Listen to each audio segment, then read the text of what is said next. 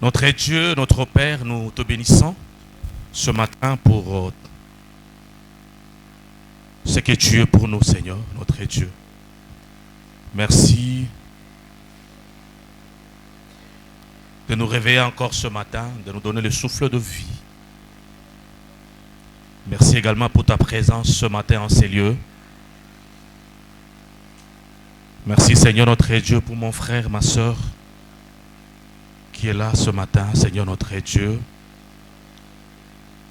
Seigneur, que ta présence se manifeste dans nos vies pendant ces moments, notre Dieu, où nous voulons t'écouter, nous parler, Seigneur.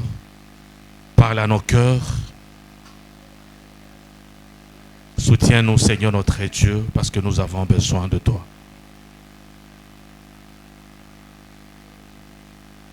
Que tout esprit qui ne confesse pas la Seigneurie de notre Dieu, en ces moments, se taise au nom de Jésus. Que seule la présence de notre Seigneur soit manifeste en ces lieux. Au nom puissant de Jésus, nous avons prié. Amen. Amen. Est-ce que nous pouvons acclamer, acclamer, acclamer, acclamer, acclamer, acclamer, acclamer le Seigneur?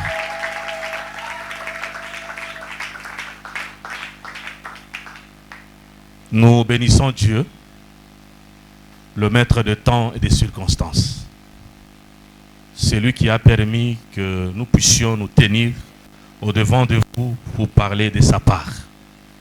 Je remercie également notre pasteur ainsi que le conseil paroissial pour avoir le choix sur moi pour bénir le peuple de Dieu. Je vous remercie aussi, bien-aimés dans le Seigneur, vous qui êtes là ce matin, parce que nous avons passé de très bons moments et nous allons encore passer de très bons moments ensemble avec le Seigneur. Amen. Oui, bien-aimés, comme nous l'avions entendu le dimanche passé ici, sur cette chaire, le berger a parlé de Jésus, de ce que Jésus connaît, de ce que Jésus fait.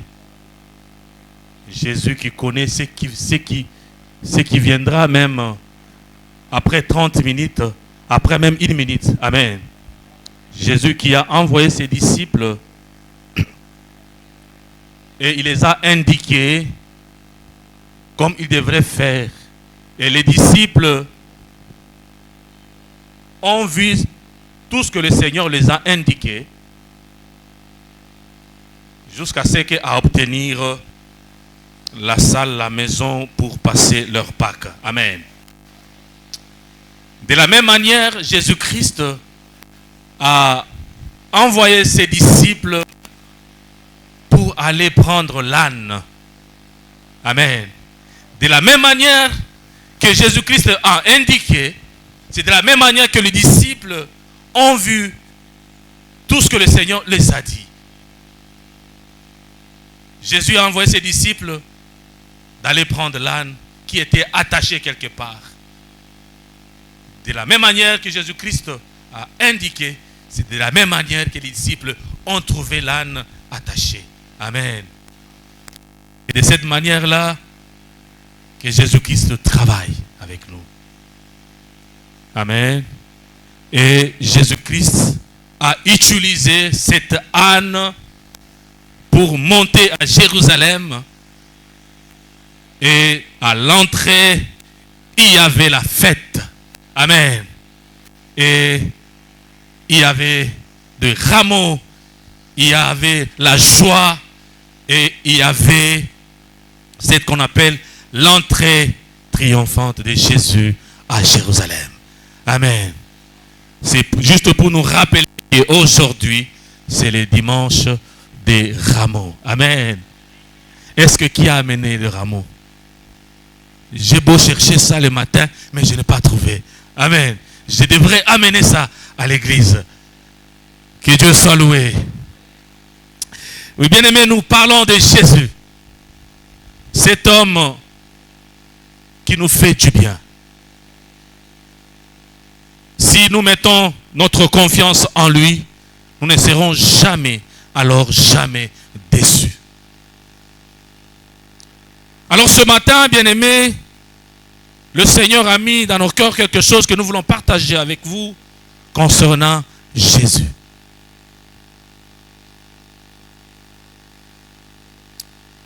Nous voulons parler d'un sermon de Jésus à la montagne. C'était pendant cette période où Jésus a quitté Galilée pour aller à Capernaum. Et Jésus s'est trouvé à la montagne avec ses disciples. Et Jésus a commencé à conseiller, à donner un discours.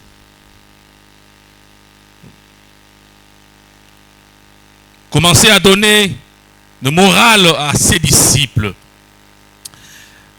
Alors, quand je lisais ces passages, j'ai compris que le sermon que Jésus expliquait, les sermons expliquent le mystère de la foi et le précepte de la vie chrétienne à partir des tests, à partir de la loi, à partir de la parole de Dieu. Amen.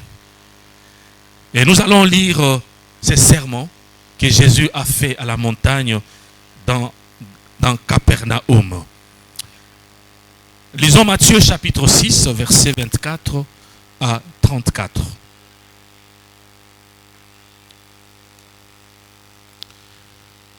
La Bible nous dit ceci: nul ne peut servir deux maîtres, car ou il haïra l'un et aimera l'autre, ou il s'attachera à l'un et méprisera l'autre. Vous ne pouvez servir Dieu et Mammon. C'est pourquoi je vous dis, ne vous inquiétez pas pour votre vie de ce que vous mangerez, ni pour votre corps de quoi vous serez vêtus. La vie n'est-elle pas plus que la nourriture et le corps plus que le vêtement? Regardez les oiseaux du ciel. Ils ne sèment ni ne moissonnent. Et ils n'amassent rien dans les greniers. Et votre Père céleste les nourrit. Ne voulez-vous pas beaucoup plus que 27? Qui de vous, par ses inquiétudes, peut ajouter une coudée à la durée de sa vie? Et pourquoi vous vous inquiétez au sujet de vêtements? Considérez comment croissent les lits des champs. Ils ne travaillent ni ne filent. Cependant, je vous dis que Salomon même, dans toute sa gloire, n'a pas été vêtu comme l'un d'eux. Si Dieu rêvait ainsi l'herbe de champ qui existe aujourd'hui et qui demain sera jetée au four, ne vous vêtira-t-il pas à plus forte raison, gens de peu de foi? Ne vous inquiétez donc point et ne dites pas que mangerons-nous, que boirons-nous, de quoi serons-nous vêtus?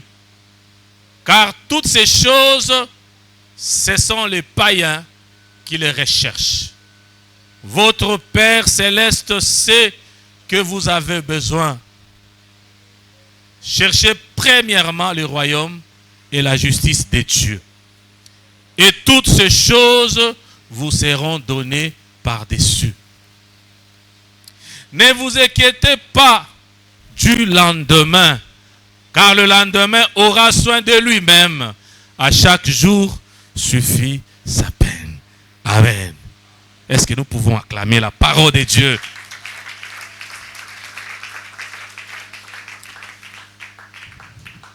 Jésus-Christ s'entretenait avec ses disciples à la montagne. il était en train de leur dire la vérité. Parce que Jésus-Christ connaissait bien ses disciples, c'est lui qui vivait avec eux. Alors, cette parole était importante pour ses disciples. Et ce matin, cette parole nous est adressée. Amen. Et quand vous regardez très bien cette parole, ce message ne concerne pas les païens. Ce message concerne les chrétiens que nous sommes. Si on peut nous afficher le verset 26. Voilà. Regardez les oiseaux du ciel. Ils ne sèment ni ne moissonnent et ils n'amassent rien dans des greniers. Et votre Père Céleste les nourrit. Ne voulez-vous pas beaucoup plus qu'eux? C'est une question qui nous est posée ce matin. Amen. Notre thème que nous allons exploiter ce matin, nous le trouvons dans le verset 34. Ne vous inquiétez pas du lendemain.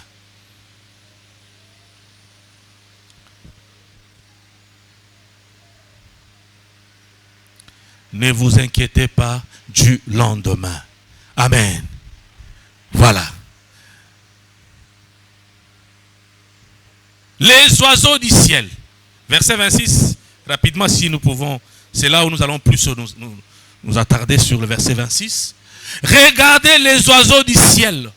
Ils ne sèment ni ne moissonnent et ils n'amassent rien dans des greniers. Et votre Père Céleste les nourrit. Amen. Nous qui avons fait la pédagogie, il y a ce qu'on appelle la méthodologie générale et la méthodologie spéciale. Là où on montre aux enfants, aux élèves, on fait observer aux enfants notre matériel didactique pour bien expliquer la leçon. Amen. Ici, ce matin, le matériel didactique que le Seigneur nous donne, ce sont les oiseaux. Dieu nous dit de regarder, d'observer les oiseaux. Est-ce que nous observons les oiseaux? Parce que chaque jour, les oiseaux, nous les voyons sur les arbres. Moi, il y a des oiseaux que je vois sur ma fenêtre chaque matin. Vers 5h, 6h, ils sont là, en train de chanter. Et des fois, ils me réveillent même. Je dis, hey, il est déjà matin. Amen. Ces oiseaux qu'on parle ici doivent nous faire beaucoup réfléchir, nous en tant qu'humains. Les oiseaux, la Bible dit, ils ne sèment ni ne moissonnent. Et ils n'amassent rien dans des greniers. Amen. Les oiseaux ne travaillent pas. C'est-à-dire, les oiseaux ne sèment ni ne moissonnent. Et ils n'ont pas de provisions dans leur maison. Et nous, des hommes, nous travaillons, nous avons des provisions dans nos maisons.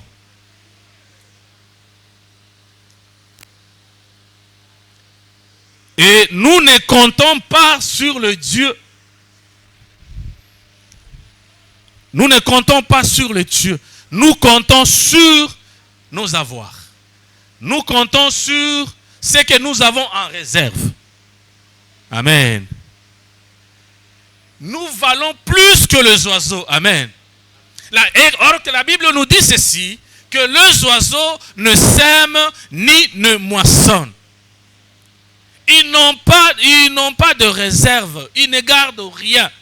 Et pourtant, chaque jour, les oiseaux mangent. Amen.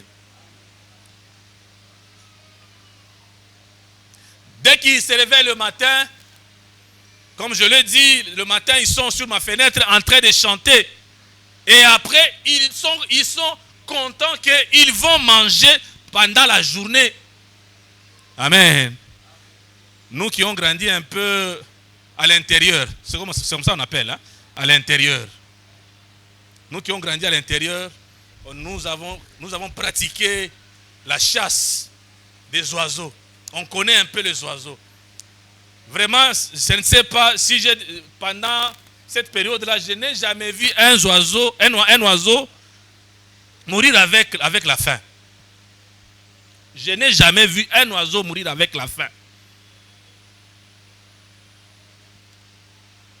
Et la Bible déclare que chaque jour, il mange. Des fois, on allait avec des filets, on peut attraper plusieurs. Mais quand vous les regardez, ils ont la bonne santé. C'est-à-dire que le Seigneur pourvoit leurs besoins chaque jour. Alors le Seigneur, tellement il connaît nos cœurs, il connaît ce que nous sommes, il connaît notre vie. Le Seigneur nous pose cette question. Ne valez-vous pas beaucoup plus qu'eux? Amen. Et pourtant, nous travaillons. Nous avons des bureaux. Nous avons des champs.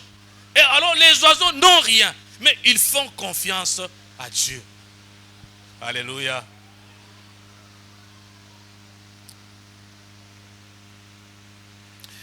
En lisant cela, la première leçon que nous pouvons tirer, c'est que nous, si on peut nous afficher rapidement la première leçon,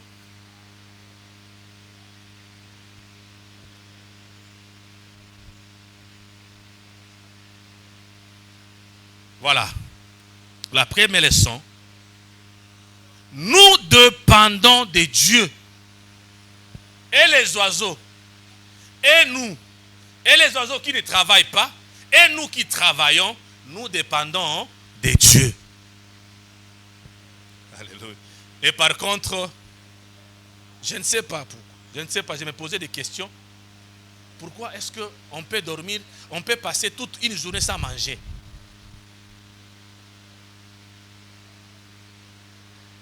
Si les oiseaux, eux, ne manquent pas à manger chaque jour, mais nous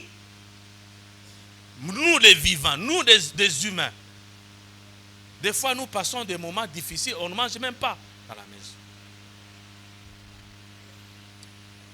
Est-ce que nous ne pouvons pas nous poser cette question? Pourquoi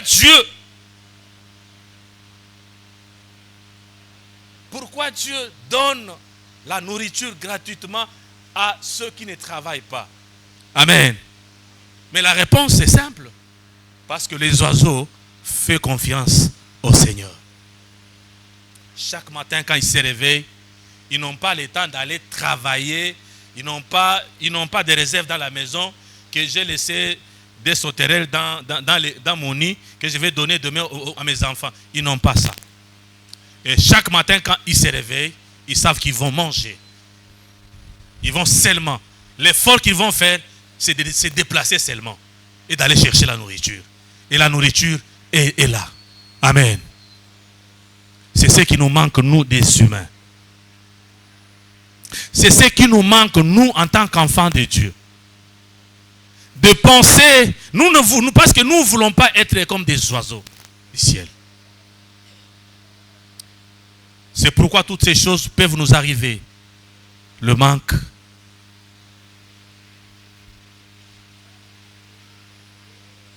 Vous manquez à manger à la maison.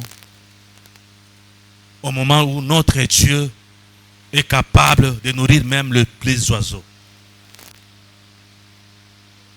Amen. Deuxièmement, la deuxième leçon que nous pouvons tirer. Faire totalement confiance à Dieu. Pourquoi nous devons faire confiance à Dieu? De toutes les créatures. Amen. De toutes les créatures. Y compris les oiseaux, les animaux et nous les humains. Si on peut nous retourner le même passage, le 26. Dans ma réflexion, regardez les oiseaux du ciel, ils ne sèment ni ne moissonnent et ils n'amassent rien dans les greniers. Et votre Père, amen. La Bible dit quoi? Et votre Père. Alléluia. Qu'est-ce que nous entendons là? D'abord, ok? D'abord, les dieux, c'est d'abord notre Père, nous les humains. Premièrement, nous les humains. Et ensuite, les autres créatures. Alléluia. Quand nous rentrons en Genèse, la Bible dit, Dieu et tout ce qui l'entourait, et tous ceux qui l'entouraient, dit, créons l'homme à notre image. Amen. Créons l'homme à notre image. Et quand on a créé l'homme, on l'a donné le devoir de gérer toutes les autres créatures. D'abord, c'est pourquoi je voulais vous dire. D'abord, Dieu, c'est notre Père. Premièrement, notre Père. Si Dieu est premièrement notre Père, comment est-ce que nous ne pouvons pas le faire confiance dans toutes circonstances? Vous savez, tout ce qui nous amène dans la souffrance, c'est le manque de confiance à notre Dieu. Amen. Regardez les oiseaux du ciel qui ne travaillent pas. Mais chaque jour, le Seigneur les nourrit. Dieu leur donne même la capacité de construire leur nid, leur habitation.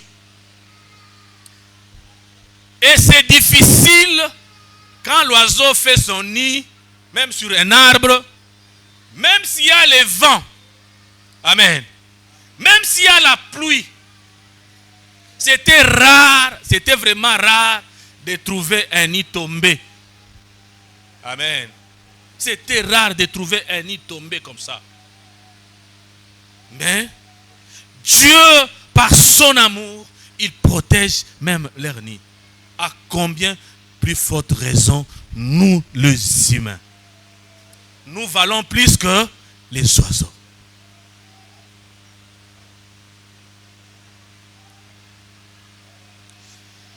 Qu'est-ce qui nous manque pour faire confiance à ces dieux-là?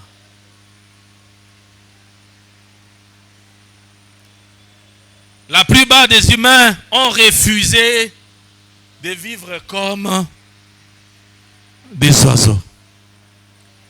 C'est pourquoi vous allez voir, on ne veut pas vivre avec ce que Dieu nous donne. C'est là que vous allez voir, il y a des détournements. Même au milieu des enfants de Dieu, il y a des détournements, il y a le mensonge, comme le pasteur l'a dit. Le mensonge est devenu vraiment monnaie courante dans notre ville de Kinshasa, ici au Congo. Les détournements, même des serviteurs de Dieu. Je connais un serviteur de Dieu que j'étais son nom, ministre de son État, un pasteur aussi, dans une grande communauté que nous connaissons. On l'amène, il est accusé de détournement. Amen. Mais moi je sais, avec ma petite expérience, je ne sais pas si l'ancien Arthur peut me contredire. Je sais que quand on t'accuse de détournement, sûrement que tu as touché quelque chose. Même si les avocats peuvent te défendre, tout ça, tentative de détournement, tout ça, mais moi, à ma connaissance, je sais que le monsieur avait touché. Amen. Et le monsieur, c'est un ministre qui est aussi très proche de nous, c'est-à-dire de ma soeur, parce que c'est l'oncle aux enfants de ma soeur. Mais quand je le regarde, c'est un pasteur. Les surfacturations.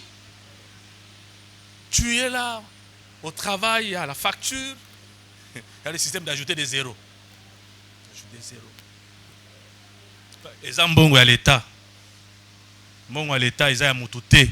C'est comme ça que quelqu'un m'a dit. Mbongo à l'État, ils ont mutute. Ils ont bisognoso.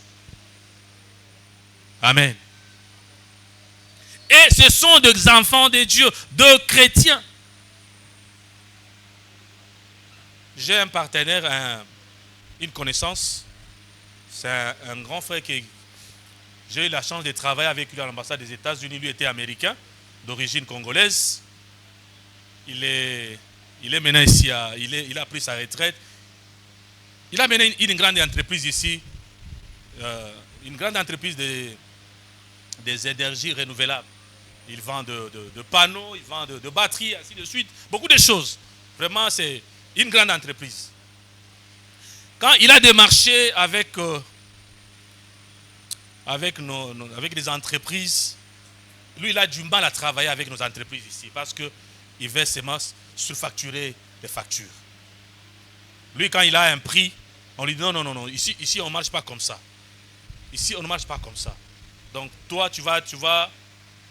au lieu de $1000, tu vas écrire 4000. Alors, lui, il dit non, moi je ne fonctionne pas comme ça. Et il a perdu beaucoup de marchés comme ça. Pourquoi? Parce que de là où il est venu avec cette mentalité. C'est un Congolais comme nous autres, mais il est venu avec d'autres mentalités. Il a refusé. Jusqu'à ce qu'on lui a dit, si tu continues comme ça, tu n'auras pas de marché ici au Congo. Amen. Et l'exemple typique qu'il m'avait donné, je ne cite pas aussi les noms, c'est un chrétien qui était à la tête de cette délégation qui est venue le voir et qui a dit qu'il faut gonfler la facture. Amen. Ça fait très mal, mais c'est comme ça. Pourquoi? Parce que les enfants de Dieu que nous sommes, nous ne voulons pas vivre avec le moyen que Dieu met à notre disposition. Nous voulons amasser, garnir notre compte en banque. Amen. Et pour faire quoi avec tout ça? Oui, construire des immeubles, c'est bon. Mais en fin de compte, tu vas perdre la vie éternelle. Je vois des héritiers venir au parquet entre eux parce que papa est parti. Papa a laissé de biens et de maisons. Mais entre eux, ça ne va pas. Ils se battent à cause de ce que papa a laissé. Papa, tu as volé l'argent, tu as surfacturé des choses, tu as menti et tu es mort. Tu es dans les tourments, tu laisses les enfants dans les tourments et enfin tu perds tout. Alléluia.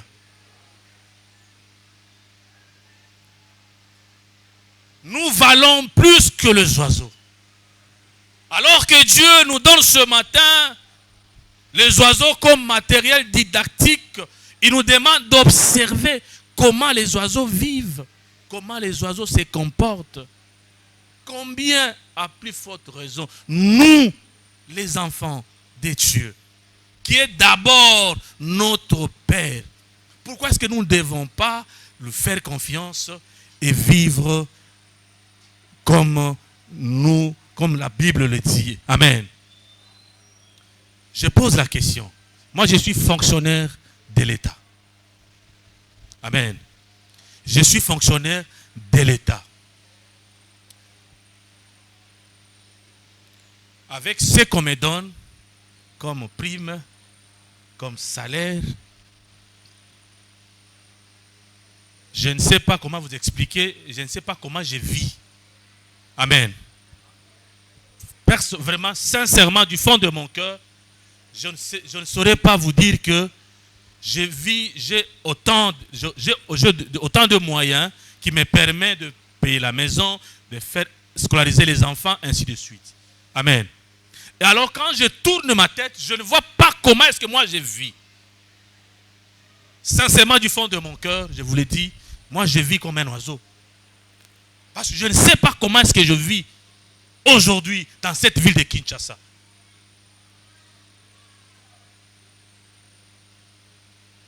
Parce que ce qu'on me donne comme salaire est insignifiant.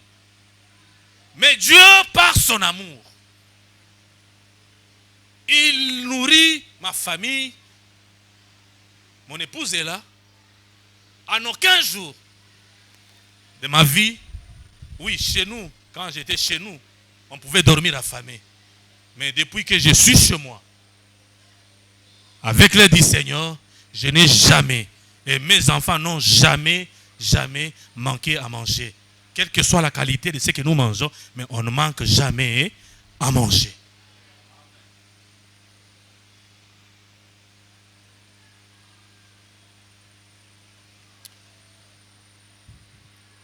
Troisième leçon, si on peut nous afficher rapidement, c'est le temps presse. C'est ce que je dis. Dieu est premièrement notre Père et ensuite pour les autres. Amen. Je verrai maintenant, bien aimé dans le Seigneur.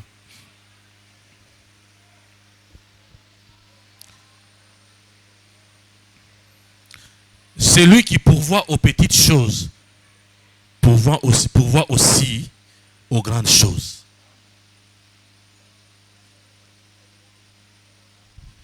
Si nous n'exerçons pas notre foi, si nous ne vivons pas pour Dieu, ça sera difficile d'aller au ciel. C'est ça la vérité que je peux nous dire ce matin. Y compris moi-même. Pendant que j'étais en train de lire ces passages, ça m'a beaucoup enseigné. Vous savez, qu'est-ce qui fait que nous ne puissions pas compter sur Dieu totalement?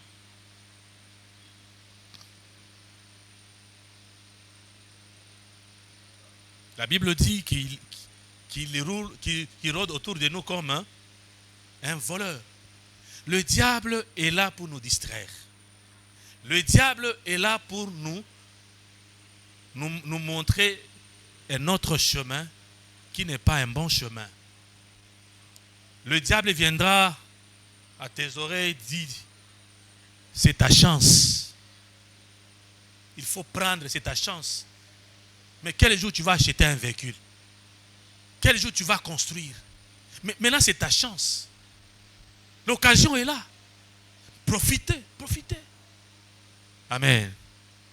Je me souviens, quand j'étais à l'ambassade des États-Unis, on me dit, tu mourras pauvre parce que j'ai refusé de coopérer comme responsable. J'avais refusé de coopérer avec des collègues pour couper l'argent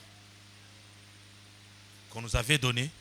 Dit non, comme personne ne connaît, on peut couper un peu, la moitié. Nous allons présenter la moitié là-bas. Amen. Et à cette époque-là, j'étais à l'église ici. Je crois que je n'étais même pas diacre. Je n'étais même pas diacre ici à l'église. Mais dans les groupes des gens qui m'avaient dit de couper, il y avait un pasteur des tabernacles chez le pasteur Barouti, parmi ses assistants. Amen. J'ai refusé. On m'a dit que tu mourras pauvre. Tu mourras pauvre.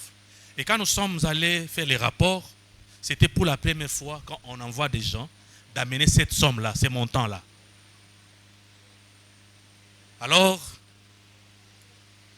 quand nous sommes arrivés, on a fait les dispatchs. On a donné à tout le monde. Mais nous qui sommes partis, nous étions privilégiés. Moi, je leur ai dit, Voilà, nous nous sommes privilégiés parce que nous étions partis. On a quand même plus à Longwakuna. Amen. Il y avait un pasteur. C'est ce jour-là qu'on m'appelait pasteur au travail. S'il y a un vrai pasteur ici, c'est celui-là. Amen. C'est pourquoi, bien-aimé dans le Seigneur, je vais chuter et terminer par là. Fixons nos regards sur Dieu et faisons totalement confiance à Dieu. Dieu ne déçoit jamais. Si les oiseaux peuvent manger à leur faim, si les oiseaux ne peuvent pas dormir affamés, à combien plus forte raison nous, des humains, créés à son image.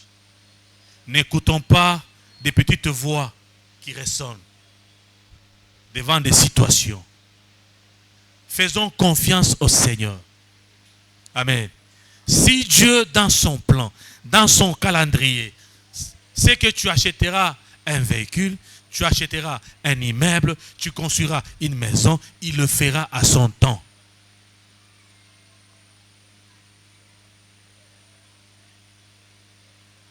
Plus nous faisons confiance au Seigneur, il travaille avec nous. Il est notre Père. Lisons Pierre, rapidement, lisons Pierre chapitre 5, verset 7, pour terminer. Et déchargez-vous sur lui de tous vos soucis. Ce que j'aime, c'est la deuxième partie. Car lui-même prend soin de vous. Est-ce qu'on dit là-bas, quand lui-même prendra? Il prend soin de nous. Maintenant, il prend soin de nous. Demain, il prend soin de nous. Le lendemain, il prend soin de nous. Jusqu'à ce que nous allons quitter cette terre des hommes. Si nous le faisons totalement confiance. Faisons confiance à ces dieux-là. Tout ce que nous pouvons avoir comme difficulté, comme maladie, comme problème, faisons confiance à notre Dieu parce qu'il est notre papa. Il connaît nos besoins. Il connaît ce que nous voulons. Ne nous fatiguons pas de l'aimer. Nous ne fatiguons pas de le chercher. Ne nous fatiguons pas de travailler pour lui. Plus nous travaillons pour lui, plus il travaille aussi pour nous. Que Dieu bénisse sa parole.